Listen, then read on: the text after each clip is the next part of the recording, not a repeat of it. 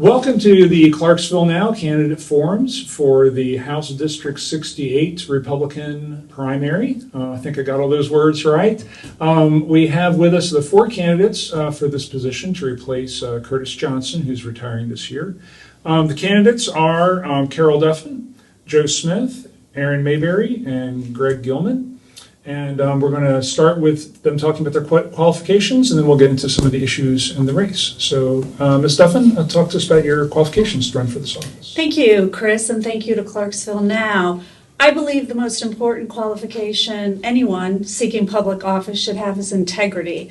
And probably the most concise definition of integrity is what a person does when no one is looking. I have, and I always will, do what is right as I serve this community. I want to maintain my integrity throughout my personal life as well as my professional life. And I strive to be consistent in my convictions and my actions, whether the camera is on or off. Secondly, being involved in your community and knowing the issues and concerns are essential. I have extensive experience running a grassroots advocacy group, researching the issues, and always maintaining input from the community. I have successfully lobbied the Tennessee legislature as a regular tax-paying citizen, and during my tenure, I have written legislation, filed bills, worked with leadership and all the members of the legislature, and testified before many committees. I understand the process, and I know what it takes to create a coalition of support, and will continue to do so when I'm elected. All right, thank you. Mr. Smith, on qualifications. Thanks, Chris. Appreciate y'all having me here. My name is Joe Smith. I'm born and raised native of Clarksville, Tennessee. What makes me most qualified to hold this seat is that I'm currently a county commissioner in my 6th year on the county commission, and I'm a regional planning commissioner and your current mayor pro tem of Montgomery County.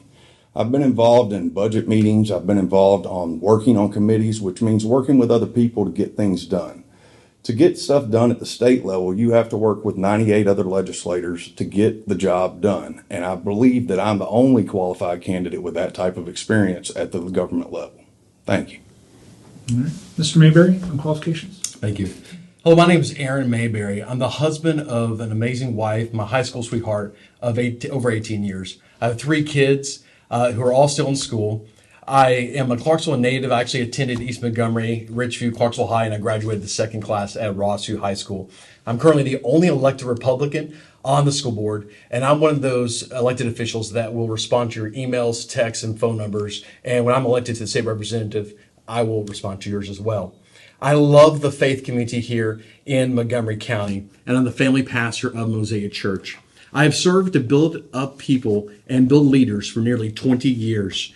And I've discovered that the same passion that I have in ministry, I have in representing and serving you as an elected official. I know how to build relationships, and I know how to build community. This is important when you need to work together with other people to get things done for you. I'm a lifelong conservative, and I believe I could be the conservative voice for a new generation of Republicans right here as your nominee as state representative for District 68.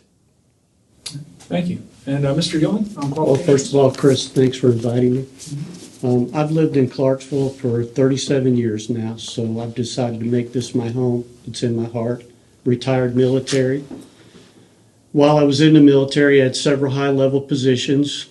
Some of them were a safety officer, some of them for acquisition, some for contracts, equipment, probably $1.5 billion worth of equipment, 3,500 or more personnel. So in that, there's different, I'd say, federal regulations, state regulations, and local regulations you have to go through. So I know how to negotiate those. Also, I've been a reserve deputy here in Montgomery County for going on 11 years. And I love this area. It's in my heart. At this age, people would ask, why are you doing this? It's because something has to be done, and it needs to be a citizen legislator that hasn't had a position in government prior to this. Thank you. All right, let's talk about some of the issues in the race. Probably Clarksville's biggest growing pain has been the lack of road infrastructure, and most of the problems are on state highways. What would you do to ensure that we get adequate state highway funding? And we'll start this time with you, Joe. So when I am elected into this office, I would really like to get on the transportation committee, or the subcommittee at least, and work towards getting Clarksville's fair share. Middle Tennessee has one of the highest populations in the state as far as per capita of Middle, East, or West, and we feel like we're not getting our fair share from the state when it comes to our capital projects on road projects. We have every major route in Clarksville coming in or out of it is a state route. Even some of these 2-lane side roads that people think are just a county road or a city road are actually state routes. We need to come up with a comprehensive plan, a 10, a 15, and a 20-year plan that adapt with time, and we need to figure out a way to fund those using the excess. The state has been very fiscally responsible. Last year, I do know the state funded each county about $500,000 to their highway department. I'd like to see that increased, and our highway department can move some projects along a little bit faster and help the state get some of these side roads and connector roads that feed the main arteries better adequate for our cars, our bikes, our walk pedestrian traffic. There's ways we can do it, but it all starts with creating a 15 and a 20 and a 10-year plan that's very comprehensive and involves all parties. All right. Aaron, on what we would do to ensure adequate highway funding. Absolutely. Clarksville's growing whether we like it or not. We've grown over 32% in the last 14 years. And I truly love our community and believe Clarksville's the best place to live on earth, not just because Money Magazine told us so. With this information, we need to shore up our infrastructure to make sure, because one thing is for sure, we're going to continue to grow, and we're going to continue to have bogged down infrastructure if we don't do something. So with TDOT recently announced a 10-year plan that is allocated millions of dollars to expand Trenton and I-24 in a section there that will begin in 2029. This is a start, but we must do more, and we must do it faster. I am excited that in 2023, our state legislature approved the Tennessee Modernization Act. This has given $3 billion to Tennessee for infrastructure projects, and is divided up into different sums, different regions, and we in this region have $750 million to get infrastructure done here in this area. There's also a sum of $300 million that's allocated as grants to local governments. And I would work with our city and local governments to make sure we get the biggest part of that pie as possible. It also allows private public partnerships calling choice lanes for helping with congestion. And I don't know about you, but I would love from exit 1, going past exit 11, all the way to Nashville for us to have a lane going all the way down. But I would also love to see one of these choice lanes coming all the way to Nashville that if you'd like to, you can pay to get on and just bypass all the traffic. We must work with our colleagues in the region to help champion this cause. As the State General Assembly has appropriated, it says, even more funds for specific projects, and we can get something accomplished together. I know how to bring people together to get things done for a specific cause. And I believe I would be the best choice for state representative representing you as we lay down the groundwork as your state representative. Thank you. And Greg, on adequate state funding for highways? Sure.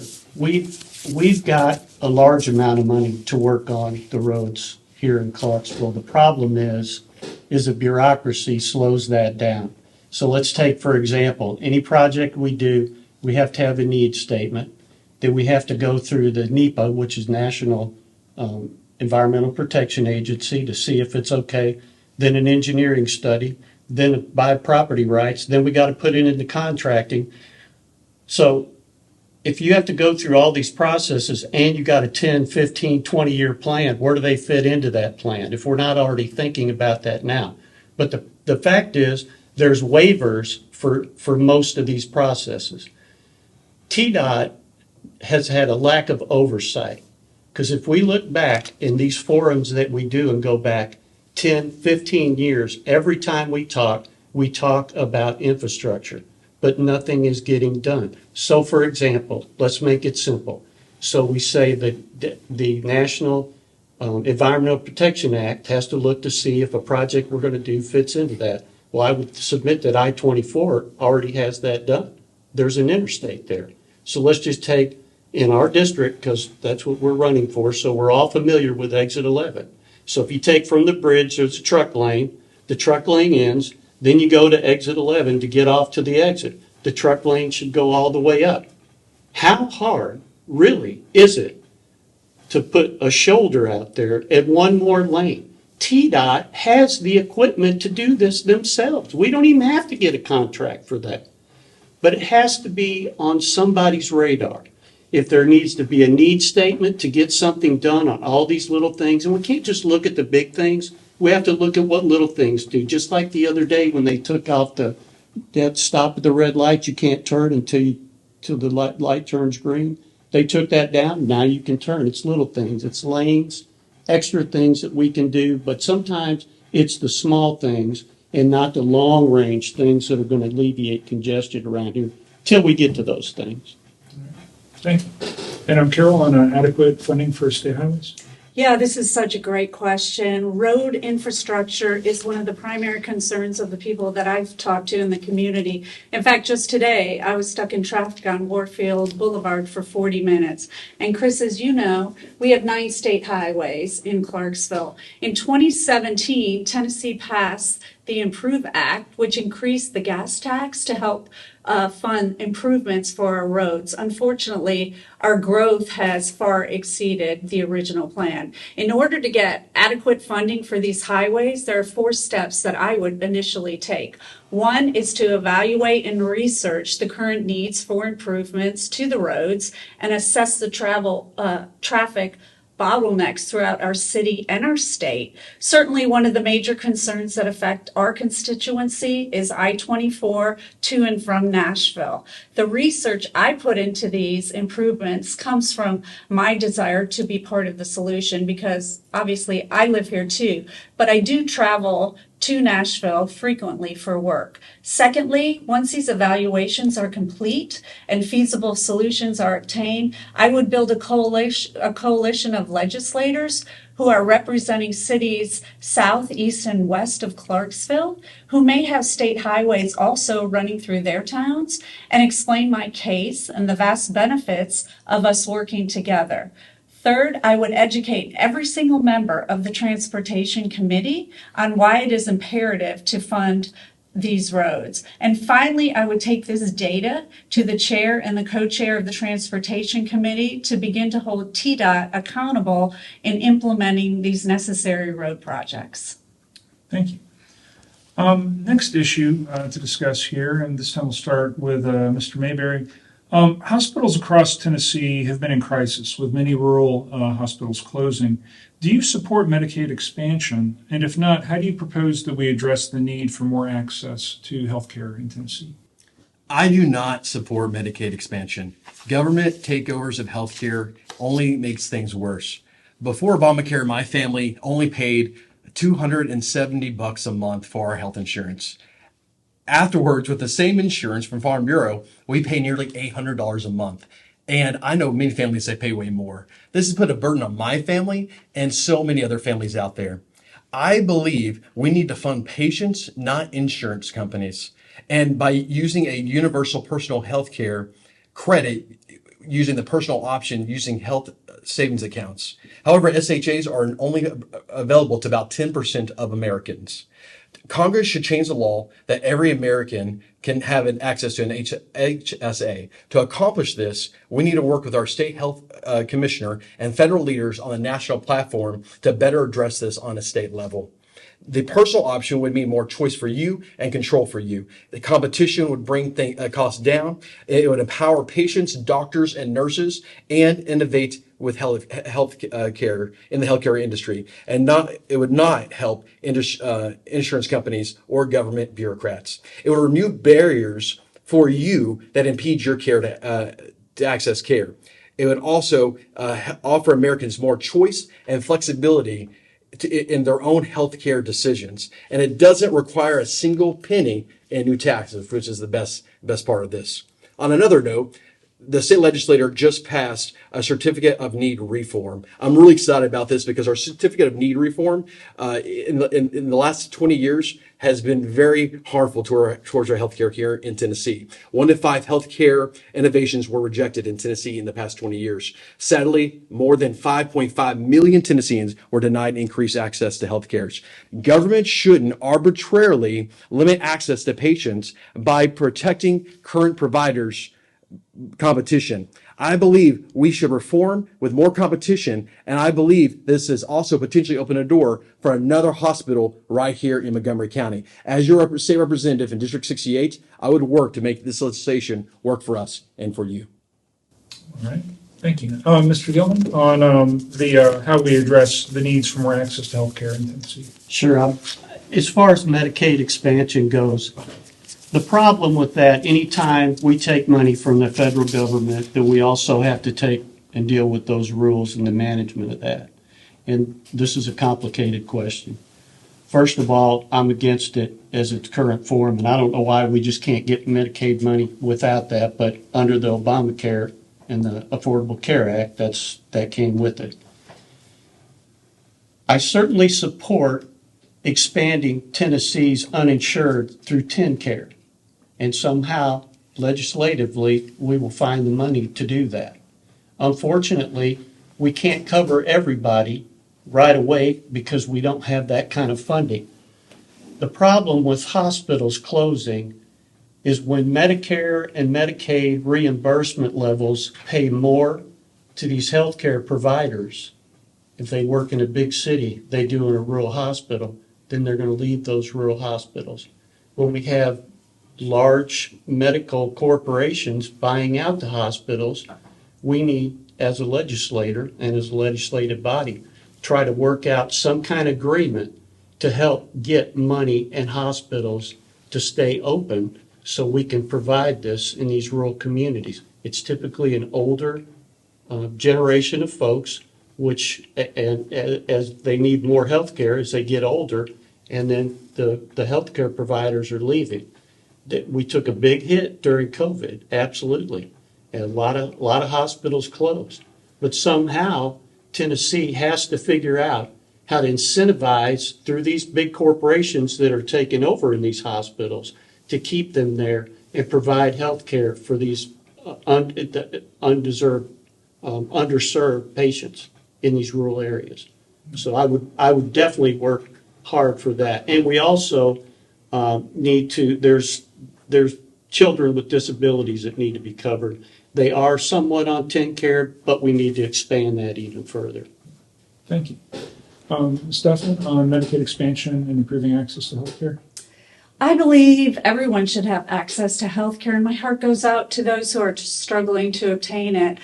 Sadly, rural hospitals have been closing for decades, and it's mainly due to physician and nursing shortages as well as hospital reimbursements. President Obama did pass the Affordable Care Act, which does provide subsidies for people to obtain health insurance. And rather than investing more money from the federal government and basically the taxpayers of Tennessee and across the country and expanding Medicaid, I believe we would be better served assisting and educating. The ACA, as we understand, is difficult in its enrollment process and hard to understand. We should spend time, not taxpayers' money, educating Tennesseans on the programs that are currently available and provide assistance for those who need these programs. We should also do more to assist people with assessing resources to improve their overall health and their quality of life. I want to help people understand what is already available as far as government resources for legal U.S. citizens, as well as caring enough for the individual to provide assistance and education for these resources without spending additional tax dollars. Thank you. And Mr. Smith, on Medicaid expansion and providing better health care? Well, I, for one, am not for Medicaid expansion. I am for more of a limited government type platform. I don't believe when the government gets involved, it helps the situation. What you end up having is a lot of government oversight, and that limits things when it comes to providing services, and it does not help the end patient, which is the end user. So what we need to do is, like the previous speaker said, access to information, access to plans, and we need to have friendly competition when it comes to insurance. Healthcare is one of the only things that the government tries to limit when it comes to insurance. They don't limit you on your home insurance or on your car insurance or anything of that nature, but they'd like to dip their hand in healthcare. And that has not allowed for a friendly competition type atmosphere where they got to be competitive with their rates, and that's what's caused the major increases over the last decade. And people are hurting financially due to that. So I think we need to limit it. I would not be for an expansion of it. When it comes to the rural hospitals, we've seen this happening for over a decade now. I believe the state of Tennessee is up to 20 plus rural hospitals closing across it, which makes us one of the top 2 or 3 in the nation. And that is not good. What we need to do is come up with an adequate solution to provide care to these patients in the rural settings, whether that's a clinic or whether it is a full-blown hospital, and then track that and see that the solutions from that care are being adequate as well. You know, you want to provide care, but we want to make sure that it's good quality care as well. So my goal would be to get up there and come up with a task force who can bring all the parties involved to the table, and let's sit down and find a solution to our rural settings, because it not only hurts the rural people, it also hurts their emergency services, because they're having to drive farther and farther to get to an emergency care situation where they can get a room. And we don't need that, because we know that emergency services, they work hard enough as it is with very little gratitude on the back end. Thank you. All right. The next topic. While Governor Bill Lee's school voucher program died this year, it's likely to come back in the next legislative session. Do you support school vouchers, and why or why not? I will start with you, Greg. Well, Chris, the question that begs to be answered is, why are we talking about school vouchers in the first place? Obviously, somebody thinks there's a failure somewhere, and it's usually the parents. So I'm not too naive to know that there's probably inner city schools in Tennessee that are suffering, and those parents want some options to their children to get education, but they can't afford that, and I understand that. There's also private schools. The other issue is what they're teaching the children. Parents are not always in agreement with what that is. So you have to look at what it brings when the voucher bill came up. And let's talk about homeschooling. So for example, if the way it stands is they would like to give money to parents for it in part of the bill for parents to go to the school. We have school choice, by the way. You can go to whatever school you want, but that's not about that. Part of it is about getting some money to go to a different school, either private or homeschool. So if you're homeschooling your child, for example, the way it stands, if you take government money, i.e., again, government getting in the backyard of the parents for homeschooling, then now it falls under government rule because you took that money and that was part of the deal. So really, you're not getting another school and a different choice once you switch over to homeschooling that had a voucher. Now you have to fall under that government rule. There was some bills, I believe there was something attached to it that was limiting testing from our existing schools, limiting testing, more resources, more time for teachers. That would help. But I don't know why we can't just get some standalone bills. But I understand why these parents want options for what's being taught in their school. If the school boards can't get the right things these parents want for their children to be taught, then the state has to step in and make those rules for that to happen. Because if the people on the school board can't do it, there's going to have to be help if that's what our children need to be taught, according to the parents. Thank you. All right, Ms. Duffin, on the school voucher program, do you support school vouchers, and why or why not? You know, Chris, for me at this point, I don't believe it's a matter of for or against. I think we need to do some more research. As the bill passed this year through the legislature, it continued to change through the House and the Senate, and ultimately died. I don't think the research has gone far enough. There are too many unanswered questions. For example, public schools are required to hold a seat for any student. So what happens when a student is kicked out of the private school? Where does that $7,000 go? And how does the public school now accommodate that student? What I would like to see is a bipartisan study committee created to dig deeper, to answer the questions so that there's no harm to any group at all. I've had kids attend private school and public school. Competition is always good, and I do believe in the freedom of educational choice. Thank you. Mr. Smith, on school vouchers?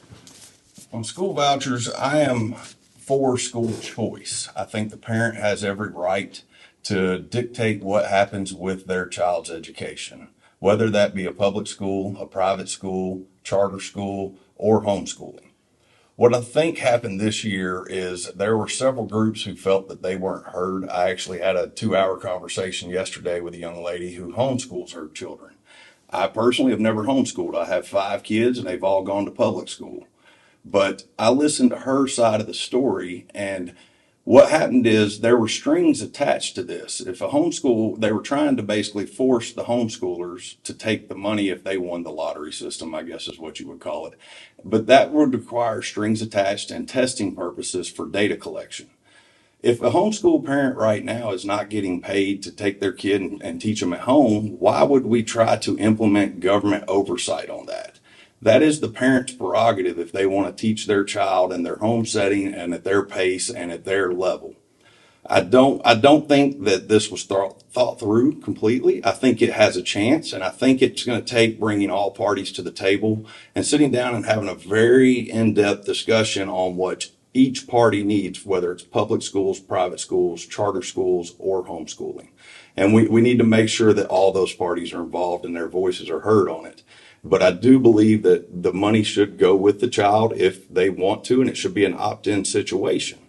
But we also have to make sure that we maintain our public schools, because we do know that the vast majority of our children go to the public schools, and we cannot have a failing public school system. It would end up just like the last topic, and we don't need public schools closing kind of like rural hospitals did. Mr. Mayberry, do you support school vouchers, and why or why not?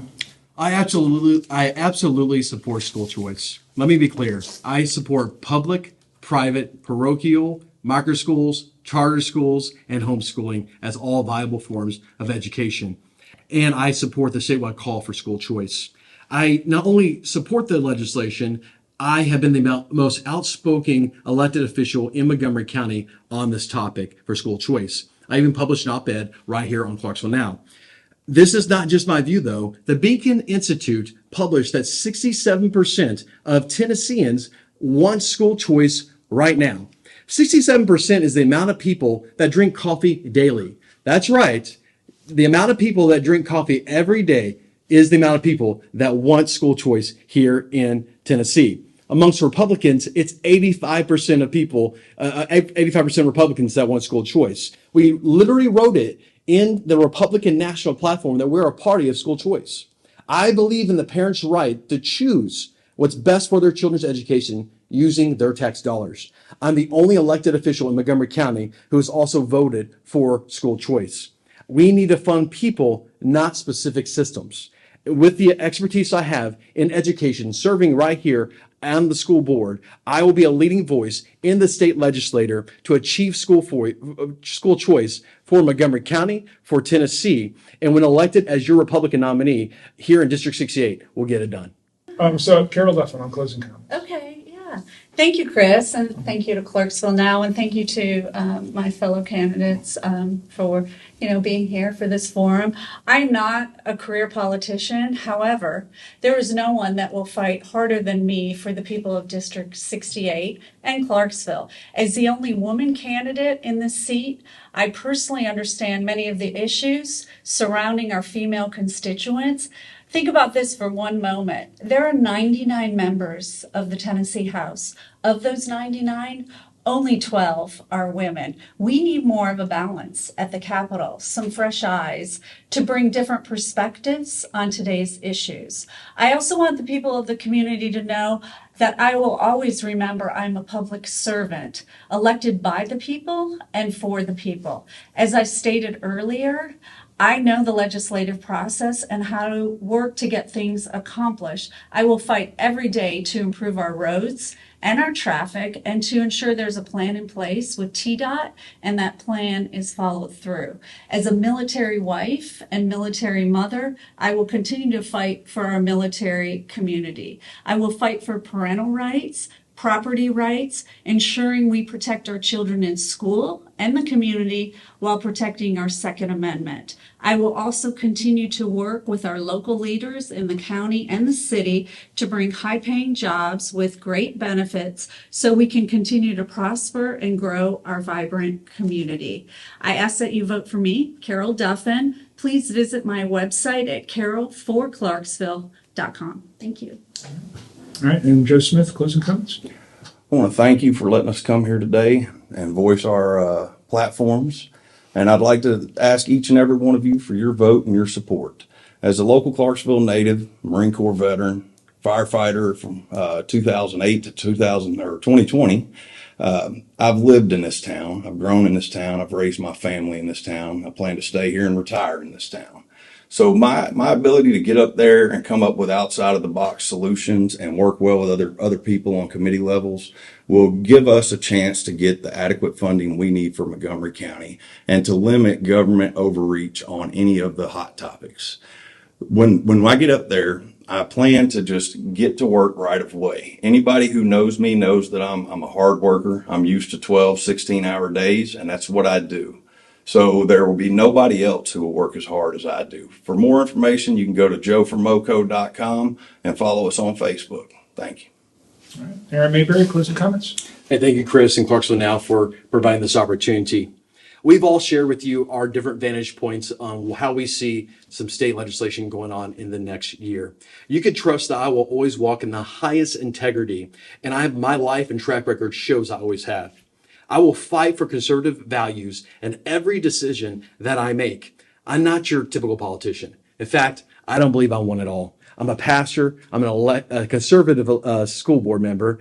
I am a businessman. I am also a father and a husband of 18 years. For nearly 20 years, I have worked to help people in their best and worst moments. I've developed leaders and I've brought people together, and I can do it in the State House. Now standing at the threshold of representing District 68 in the state legislature, I'm more convinced than ever that our community deserves unwavering leadership and dedication. I believe I'd be a great state representative, representing you, making you proud, and I will be the conservative voice for a new generation of Republicans here in District 68. I ask you for your vote in the upcoming state primary. Go to votemayberry.com for more information about the campaign, to request a sign, or to even sign up to volunteer. I'd love to have you go there. I genuinely hope to see you on the campaign trail. Thank you, and God bless. All right. And closing comments, Greg Gilman? Again, thanks to all my opponents here and Chris and the staff behind the camera for doing a good job over there. Recently, the Senate passed a resolution in Tennessee asking for a Article 5 convention for term limits at the U.S. level. That's admirable. That's good. We all want term limits. But I didn't see a companion bill in the state or the Senate in Tennessee, so they left that out. So I guess term limits are good at the national level, but not our level. I'm not a career politician. I'm just looking to get a different direction in Clarksville and get some help. Why would a 66-year-old man like me want to run for a job like this? I've got a full-time job. I fly a helicopter for a living. I'm in training with the Sheriff's Reserve deputies all week this week. Just came from there today. Doesn't pay a dime. I've been doing it 11 years. I've lived in Clarksville for 37 years.